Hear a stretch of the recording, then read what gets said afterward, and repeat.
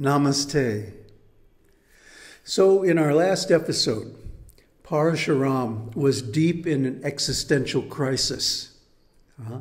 He was on his way, being ordered by Samvarta to seek out the hermitage of Dattātreya for further spiritual instruction. He just had his mind completely blown. He was exposed to a level of truth higher than anything he had encountered before. And so he's looking back at his life and rejecting, vehemently rejecting all the values that he had previously. And this is a very common thing. When one shifts from one platform of spiritual life to a higher platform, he looks back and regrets his misunderstandings.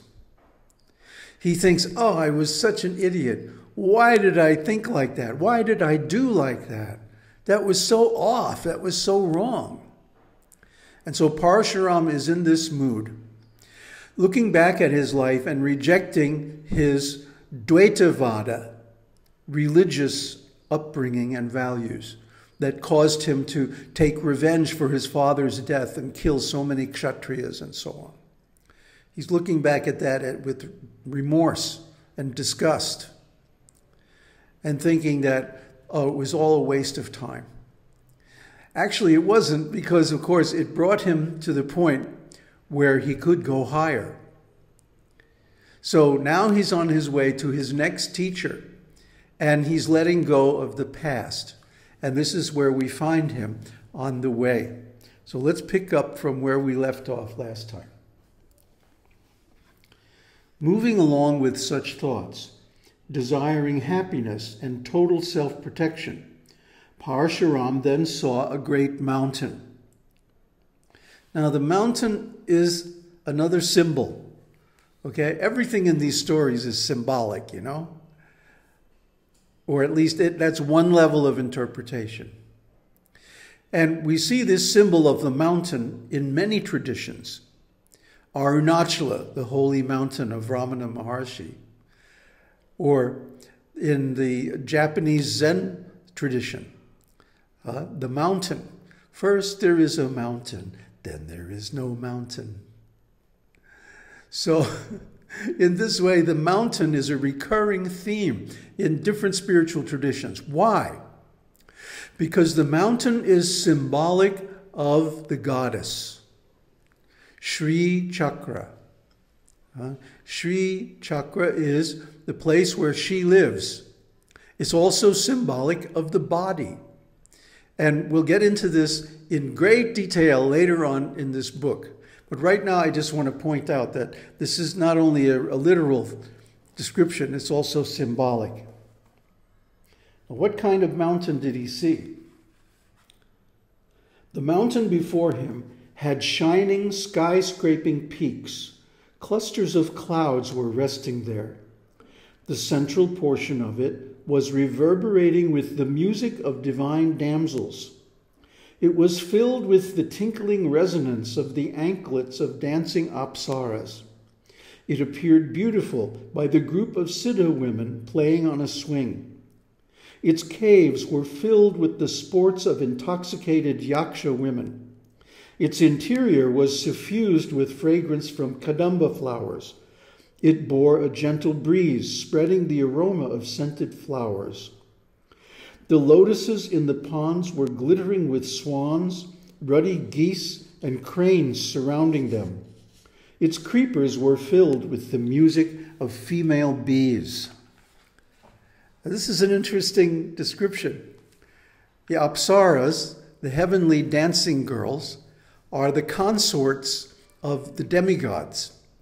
They provide entertainment, like geishas.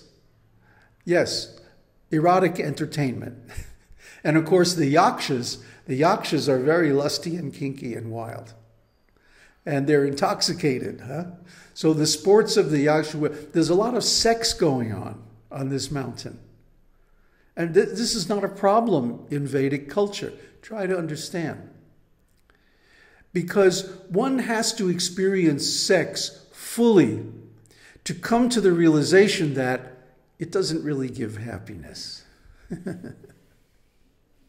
Until then, if one doesn't go fully into it, there's always the lingering doubt that, well, maybe if I had, put a little more energy or a little more care into it, then it would have made me happy. It would have made me satisfied.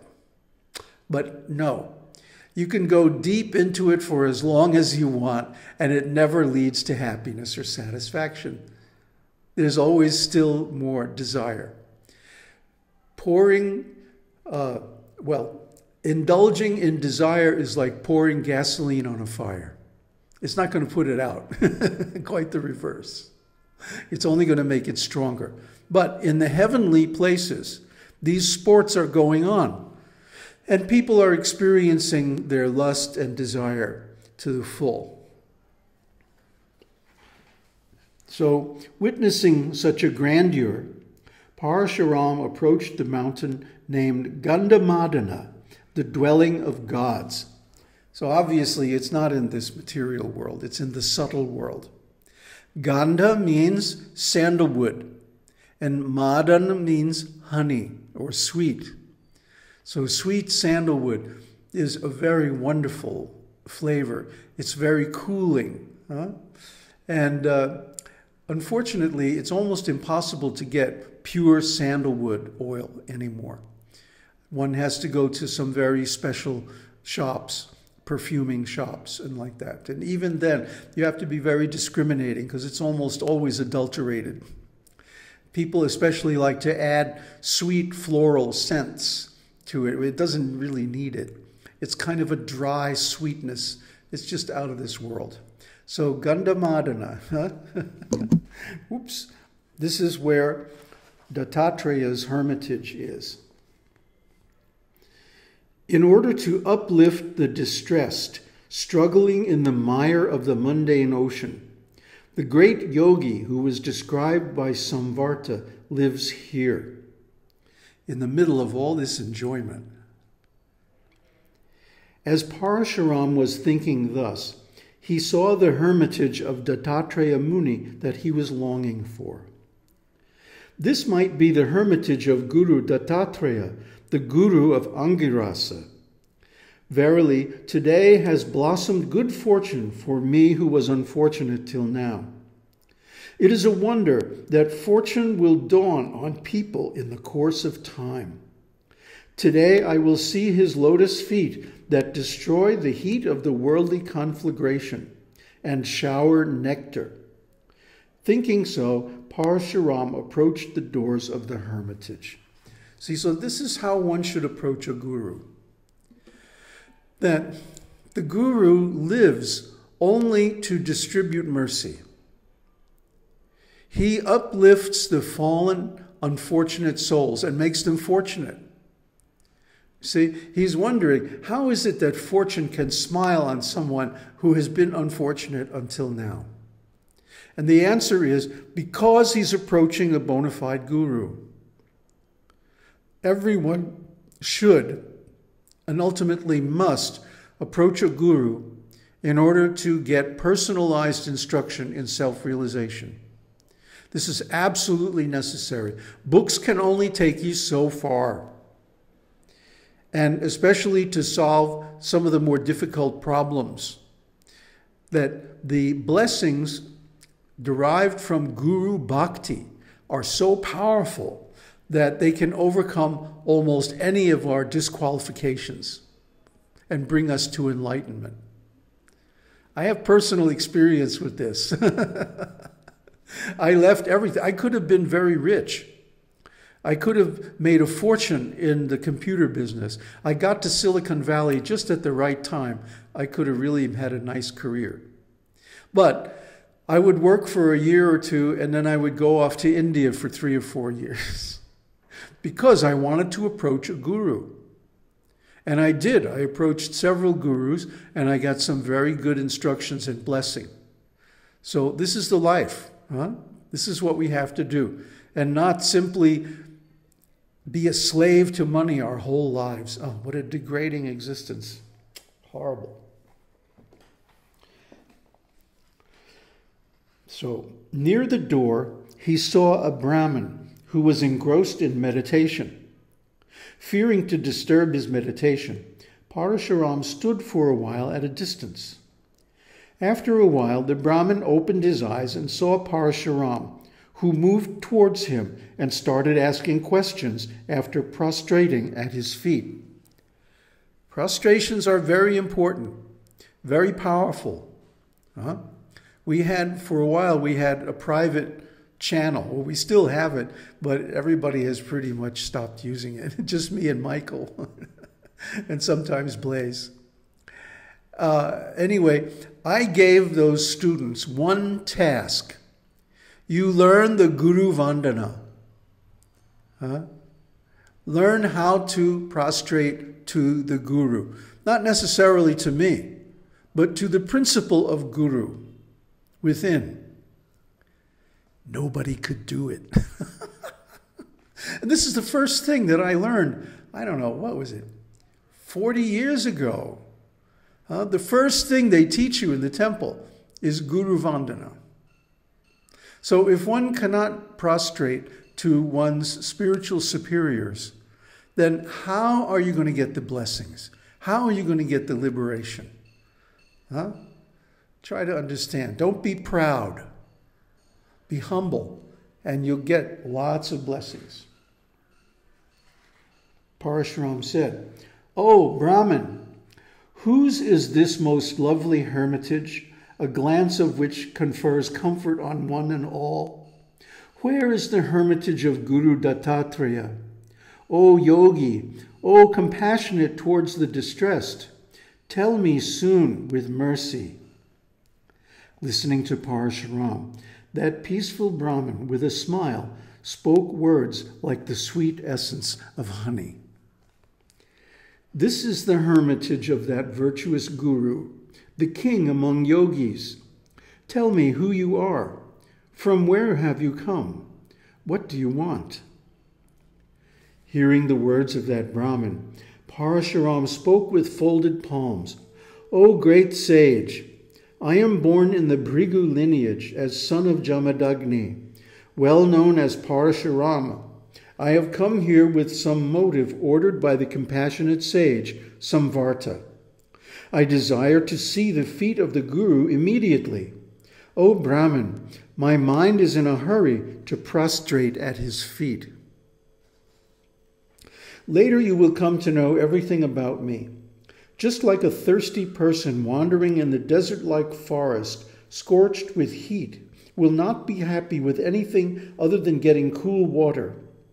Nothing would interest me other than the sight of my Guru's feet. Hence, please make me known to him who destroys the misery of his disciples."